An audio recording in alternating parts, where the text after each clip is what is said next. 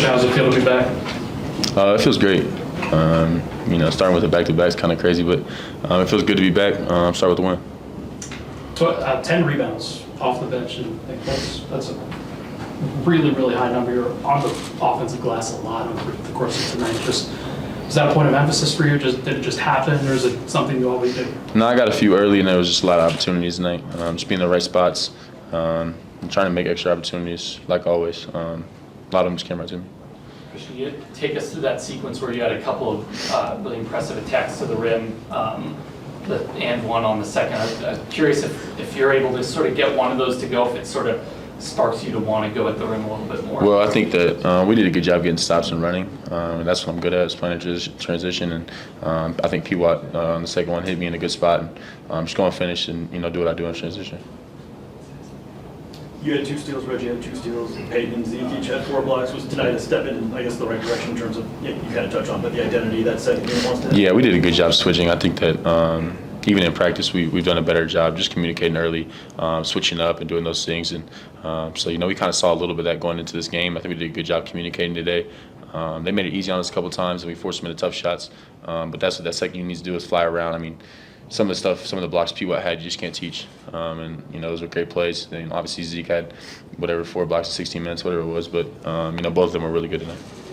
You guys struggled a bit with switching just pre-All-Star break at various times with the bench unit. Just is it something that you guys maybe focused coming out of the break with, or is it something that you feel like maybe more time has just allowed for some comfortability there?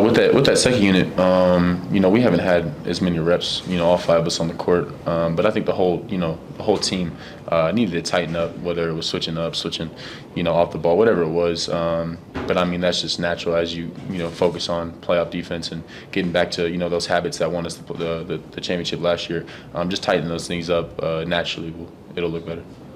This is only your second year playing with him, but is there anything that Jokic ever does that surprises you at this point? Yeah, I mean, I think when we came in today, we were talking about it. I think he went 10 for 10 today. And it just seems like nobody, bats an eye at it. I was like, man, I thought in my head, like, man, that's not normal. Like, what he's doing isn't normal, and obviously it's fun to watch, fun to play with. He threw a ball to me today that hit me in my chest before I caught it. So he's fun to play with, extremely humble in what he does, and what he's doing is not normal. He does it night in, night out. So it's really fun to watch. Are you still learning to try to anticipate some of his less predictable passes? Well, I knew there was a guy wide open in the corner, so I'm thinking he's going to throw it to the corner, and I didn't think I was open, and the ball literally hit me in the chest. So obviously a great pass by him, but you just got to be ready wherever you are in the corner, not looking at you. If he's looking at you, he's probably not throwing it to you. So, he's an all-time great player, and he's just really fun to watch, really fun to play with, and he makes everybody look really good.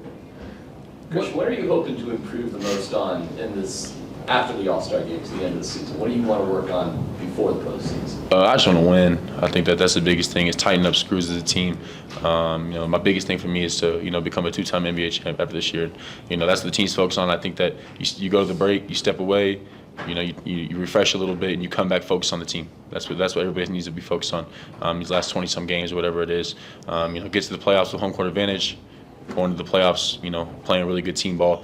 So that's what everybody's focused on. I think that's, how you win games. Malone also said that it's not necessarily the top priority to be the number 1 seed in the West. Obviously you want to win games, like you want to be that, but does it sort of speak to the confidence of the group, knowing that you can sort of play out your games, know that you feel decent about playing on the road if you have to in a later round? Yeah, I think that we're confident we can beat anybody. That's the biggest part, but we're confident when we're healthy. So that's also big. You want to be healthy as long as we talk about being a top 4, seed, getting home court advantage. But we want to be 1. We're competitive. There's no question about it. We want to be the number 1 seed. But, as long as we're healthy going in the playoffs, we think we can beat anybody.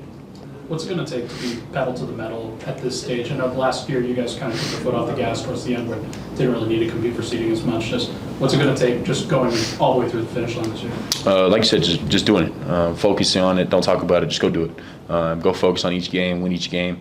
Try to get as high as we can in the standings. Like I said, try to be healthy. That's the biggest thing on the playoffs. Be healthy, have home court advantage, just do what we did last year. Stop talking about it, just do it. You mentioned in practice that you tried to stay off your legs this break. Did you feel a little lighter out there on your feet? I mean, naturally, I think you come back from a break, everybody's a little lighter. But I think even just stepping away, from it a little bit, step away from, that first however many games, come back, refresh, come back, mentally locked in. That's a big thing too, just mentally coming back and locking in. And like I said, just focus on the team things. All the individual stuff's out the window. Focus on winning as a team, getting better as a team, and tighten up those screws. What did you do the most without basketball? Say it again. What did you do the most? If you weren't doing basketball, what were you doing the most? It's crazy. I actually went to watch my friend Tyon. He plays at Grand Canyon. He's a really good player there. He had like 25 and 10 tonight. So I went to watch him. He puts on a show every time we go watch him. So I think I went to 2 of his games. So it was still basketball. It was still revolved around basketball. But at least I was in a seat watching, getting to cheer him on. So that was cool. You want to go to a beach or anything? Nah, I'm not really a beach guy. Is that who's on your shirt? Yeah, this actually I didn't even notice that. But yeah, this is him.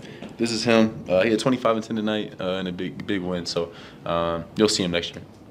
Were those games at Grand Canyon? Yeah, at Grand Canyon. It's a pretty cool atmosphere too. I was gonna say it like seems almost kind of festive. You got to catch it. It's like there's a lot of energy in the building. It's like a refreshing thing to go to a game. The gym's not too big, but it's packed and it's really fun. And like I said, he's like entertaining as a college basketball player you get to watch. So you guys will see him, like I said, next year. So better than Kansas. No. But the energy's great. The energy is it truly is. The stadium's just not as big. All right, thank you, Chris. Yeah, thank you. Yeah, for sure.